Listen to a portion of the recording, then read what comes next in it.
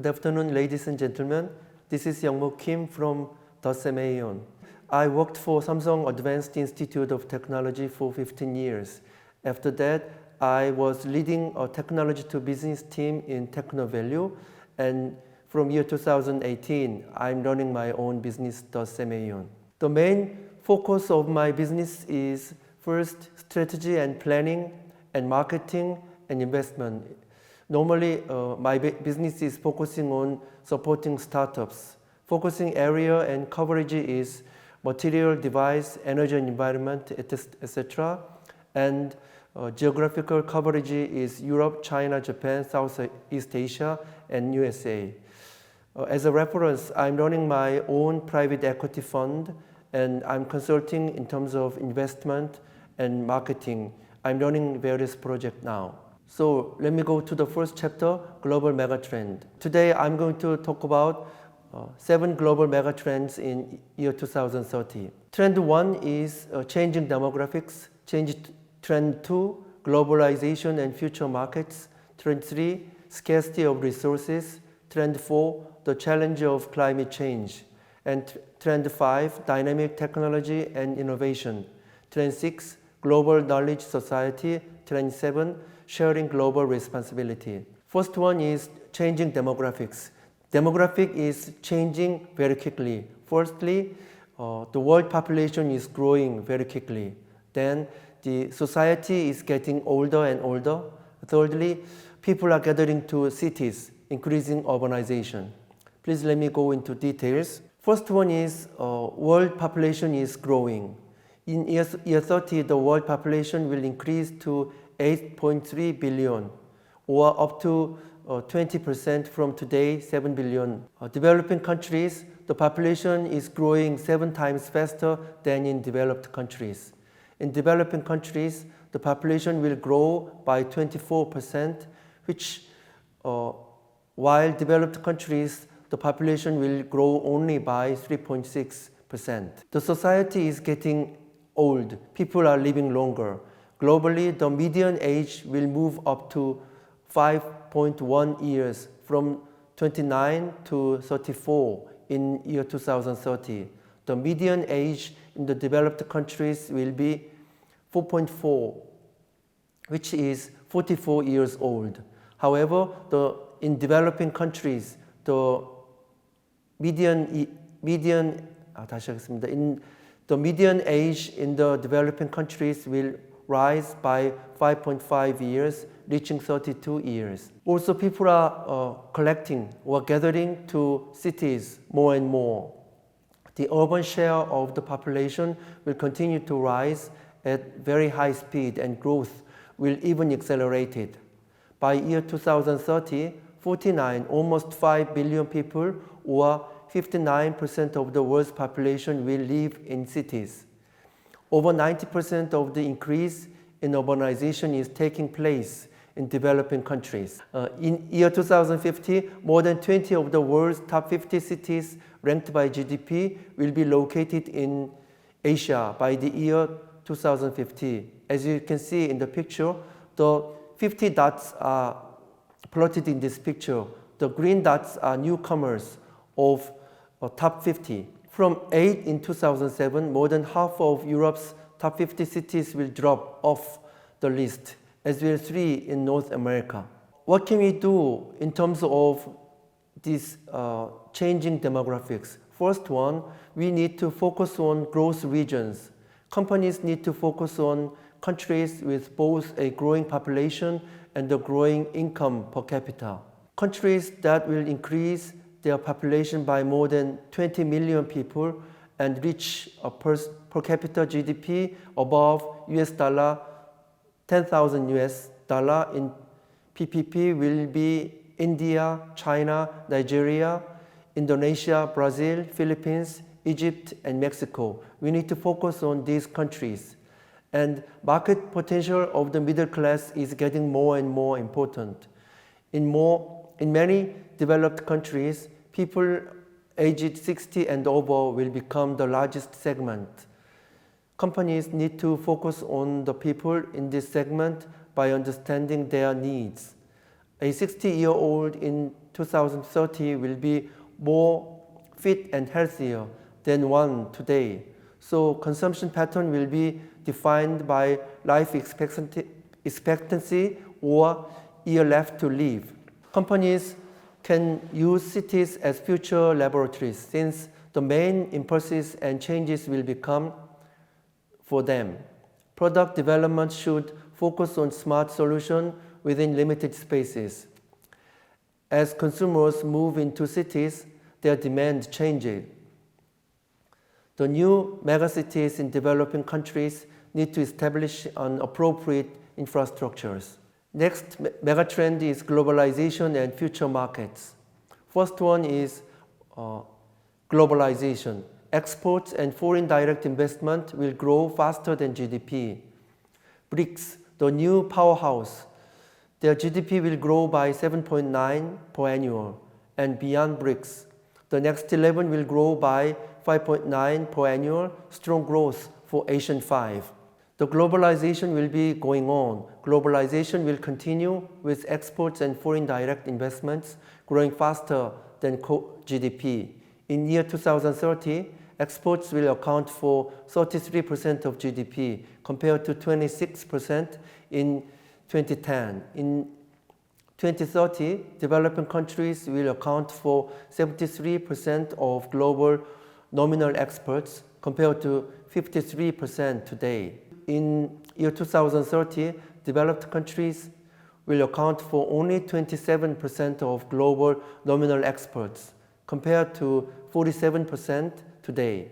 China will be the largest globalization contributors. China will overtake the USA and dominate global trades in year 2030, featuring in 70 of the top 25 bilateral sea and air freight trade routes. As you can see in the picture left, the projections of bilateral trade relations lead to a number of key opportunities for transport and logistic firms. Therefore, trade within the Asia-Pacific region, trade between developed economies and emerging economies, trade between emerging countries, trade between China and Africa. As you can see, China will be the center point of global exports. BRICS, the new powerhouses. The BRICS means, as you can see in the left below of the picture, countries like Brazil, Russia, India, China. The BRICS countries will generate 36% of global GDP in year 2030 compared to 18% today. The BRICS real GDP will grow by 7.8 per annum over the next 20 years, as well as their real exports at 78% per annum. China annual real GDP growth rate will be the strongest at 9%, followed by India, Brazil, and Russia.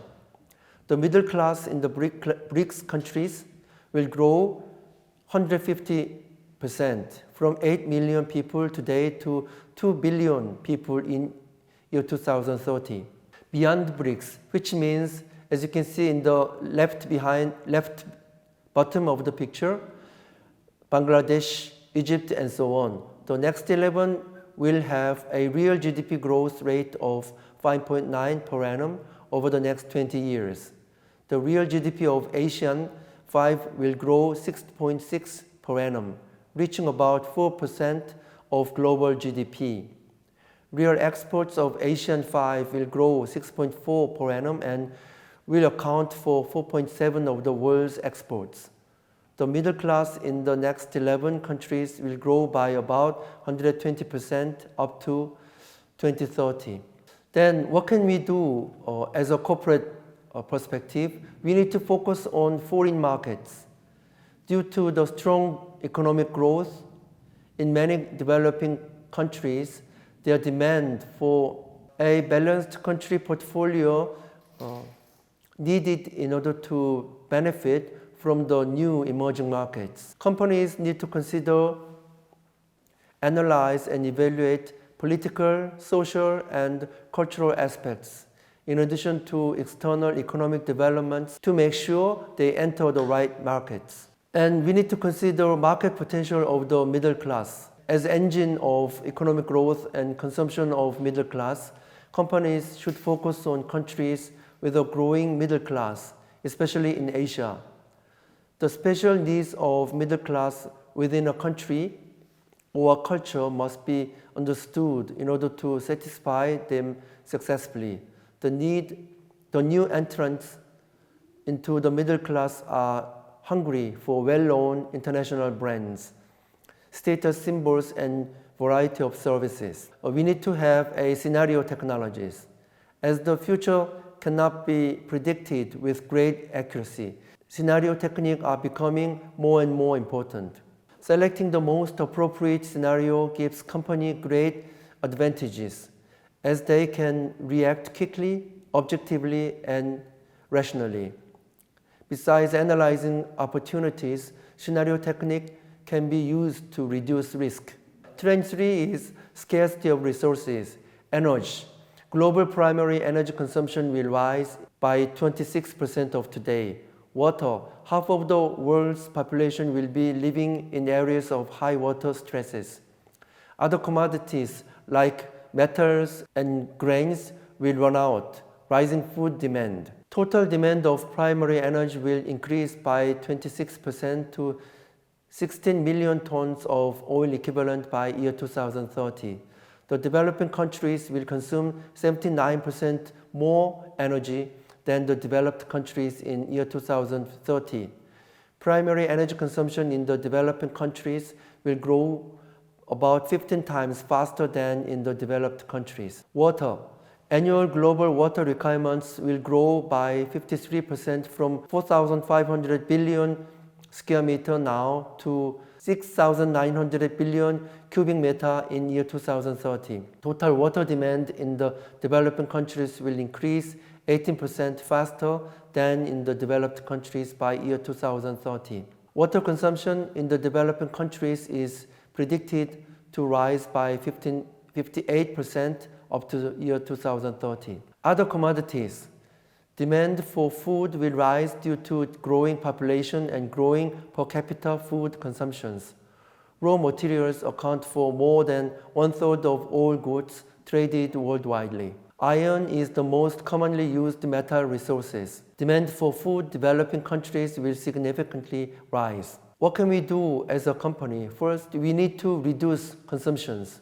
Reducing the consumption of necessary input materials is the first way to cope with scarce resources, which requires leveraging energy and resources-saving technologies.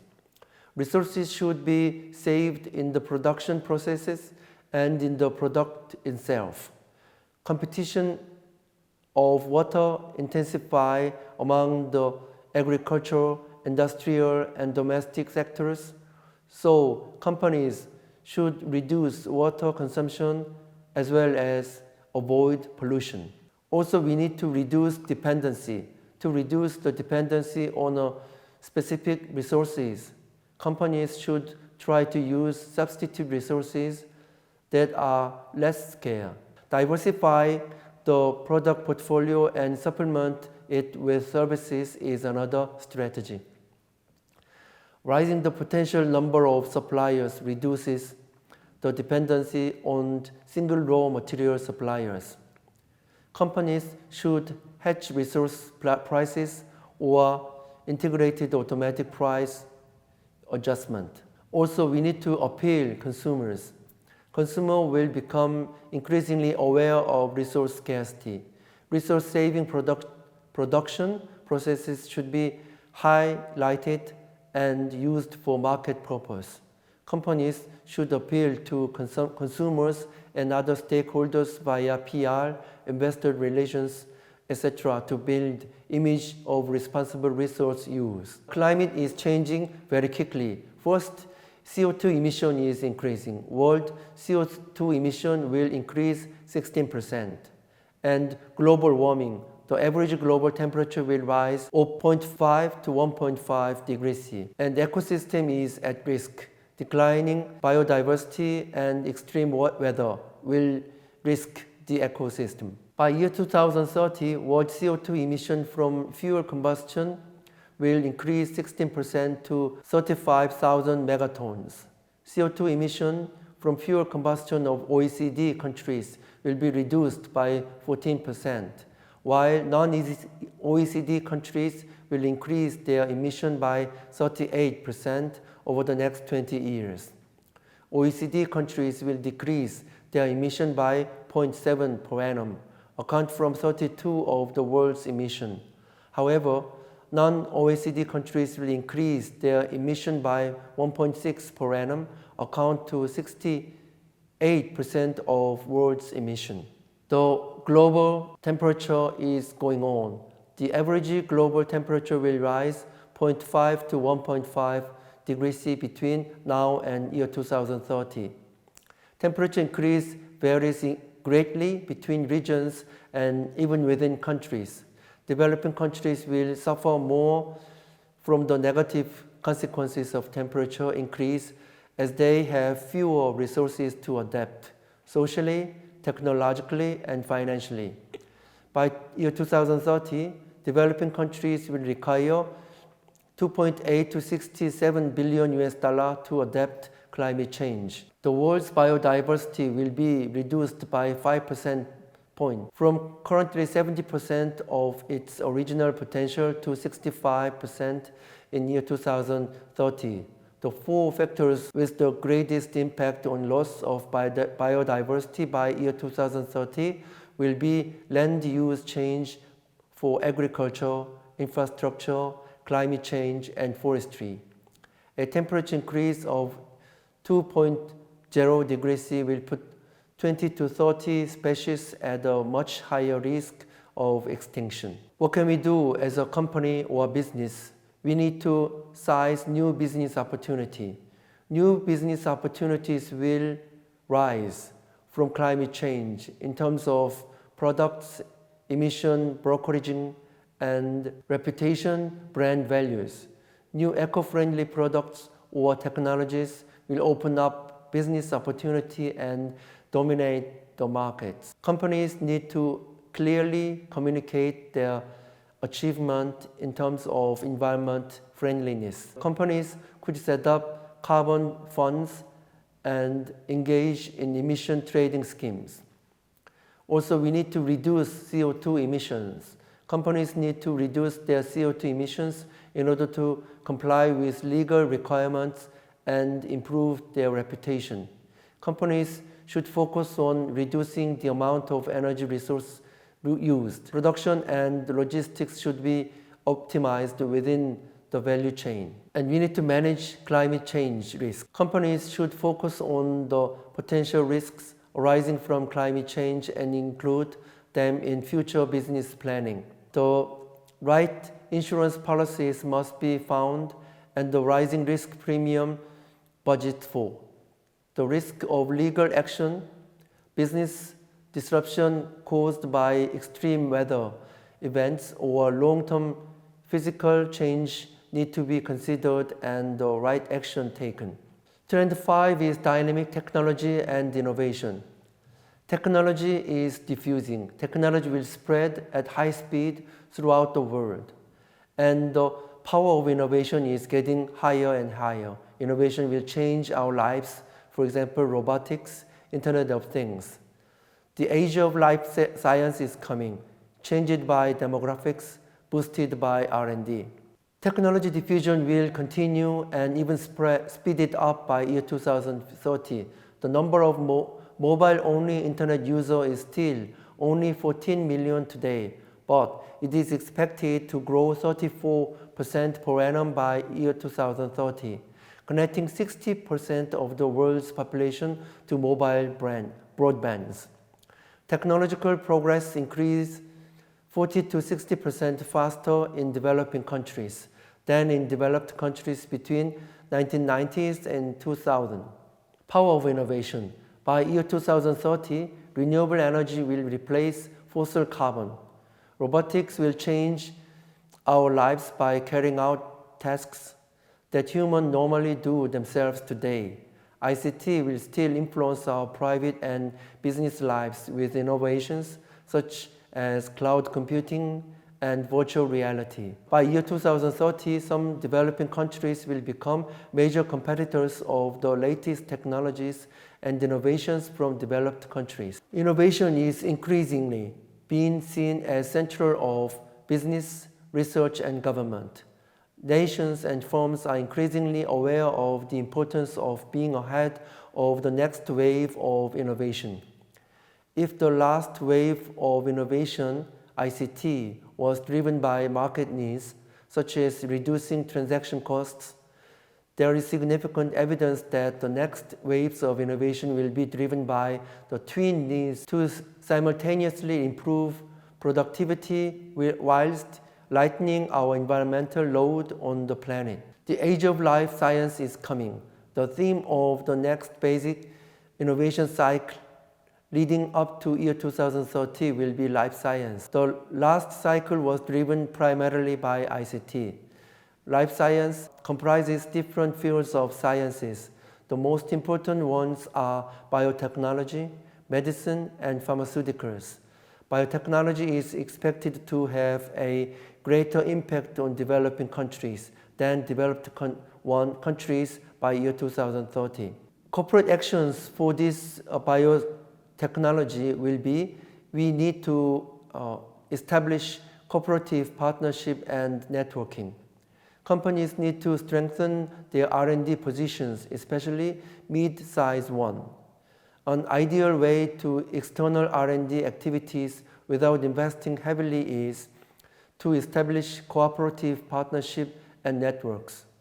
Another option is to outsource innovation to business partners that work together in networks. Also, we need to watch the latest technology trends. Companies need to become more sensitive to technology trends and implement this awareness within their organization. Companies need to identify and go with the right market trends.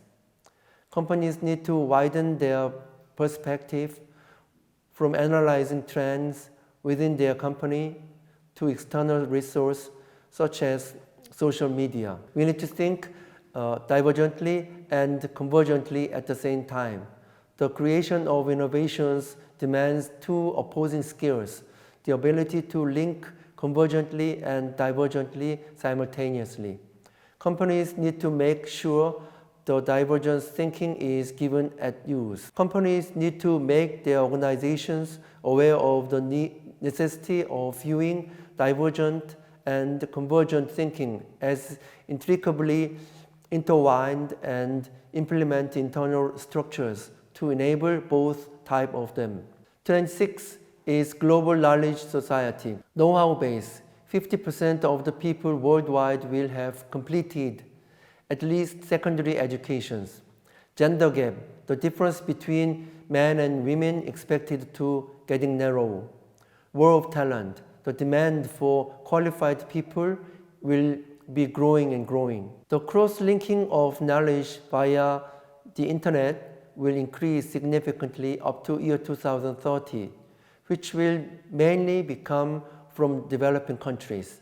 By year 2030, social media could replace many of the traditional types of media and will be deeply integrated into corporate IT. By year 2030, 91% of the world's population will complete primary education compared to 88% today. Up through year 2030, the knowledge gaps between developed and developing countries will be getting narrow. Internet traffic, the world's biggest maker of network gear predicts, will quadruple and reach 80.5 exabytes per month by year 2015. That year, for the first time, Asia will generate more traffic than North America, although America still beats China. South Korea is and will be the world's most data-hungry countries, as you can see in the picture left. As for China, it drops down the list and will be overtaken by Brazil, but remains away ahead of India. The gender gaps in education and employment will continue to narrow up to year 2030. By year 2030, differences in secondary education will have fallen moderately, within 84% of men and 40% of women completing secondary education. The percentage of women in higher education will increase only slightly. More women will have higher qualified jobs, but will still lag behind men in both developed and developing countries. Up to year 2030, the literacy gap between men and women in developing countries will fall. War of talent. The war of talent will intensify up to year 2030 in both developed and developing countries. By year 2030, the globalization of labor market will trigger a migration of human capital. The talent of tomorrow has to work even more internationally than today's employees. Many developed countries will experience a decline in their working age populations, while most of the developing countries will continue to see significant growth in their working age population. Corporate action for that. First one is we need to manage the knowledge. Companies need to establish a system that combines knowledge from different areas in efficient, up-to-date network. Social networks, semantic web technologies, and open innovations will play an important role in sharing and generating knowledge. We need to attract women. The shrinking population, rising highly educated women, and growing knowledge society will highlight companies' need and opportunity to attract qualified female employees. It is essential for companies to create working models that are suitable and attractive for women. The main aspects to be considered are flexibility, career opportunities, and child care. We need to have global hiring strategy. Hiring strategies are not anymore restricted to companies' home markets. Instead, they must attract talent from all over the world. Reducing via social networks provide a high-quality, low-cost way to recruit high-potential candidates. The hiring strategy should be supplemented by an optimized employee retention strategy. The last, trend 7, is sharing global responsibility. Global cooperation is shifting. Nations will share more and more responsibility. The power of NGO is getting greater. Number of NGOs will grow significantly. Also, philanthropy is going to increase. More donations, but philosophy of giving will change. Shift to global cooperation.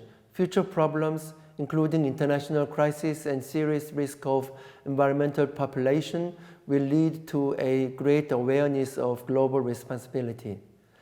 Existing international organizations such as UN, WTO, IMF, etc. will have to react and increasingly adapt to views of developing countries. The challenge up to year 2030 will be to consolidate the different viewpoints of developed and developing countries. Growing power of NGOs. Non-government organizations, NGOs, will grow significantly up to year 2030. NGOs will continuously increase the influence of global civil society and raise awareness of issues such as environmental protection, social justice, and human rights. The non-profit sector will gain in importance in both developed and developing countries. By year 2030, the number of domestic NGOs will grow. The philanthropy is going to increase. Philanthropy will grow further on a global level up to year 2030. Between now and 2030, the philosophy of giving will change further, away from conventional to venture and catalytic philanthropy. The dependency of developing countries on donates from developed countries will remain an important issue up to year 2030. Private donations from developed countries will show strong growth rates up to year 2030. Corporate actions for that. Use business opportunities resulting from global cooperations. Increasing cooperation between nations gives companies a platform to improve their global footprint. To remain competitive, enterprise must redefine their global footprint. To expand international business relations, companies must optimize their involvement in industrial, ecological, or social associations. We need to introduce an ethical management approach focusing on all stakeholders. Ethical management integrates three key topics that are ideally combined in a closely interlinked management approach: corporate governance, corporate responsibility, and ethical leaders. The approach has advantages of positive effect on risk management and reputations, strengthens employer branding and loyalty, enhances customer satisfaction, and drives product and technology innovations. We need to optimize cooperation with our not-profit sectors. Companies should use the competitive advantages of collaborating with NGOs. Businesses have always allied with non-profits in the field of fundraising and public donations for the betterment of the business and the charity. Conversely, a business can benefit from an NGO's. Conversely, a business can benefit from an NGO's know-how, especially in the field of sustainable management or innovation exchanges. Up to now, I mentioned 7 global megatrends, and also I summarized what can we do as a business or as a companies. So this is the end of first chapter, and please let me go to the next chapter, investment.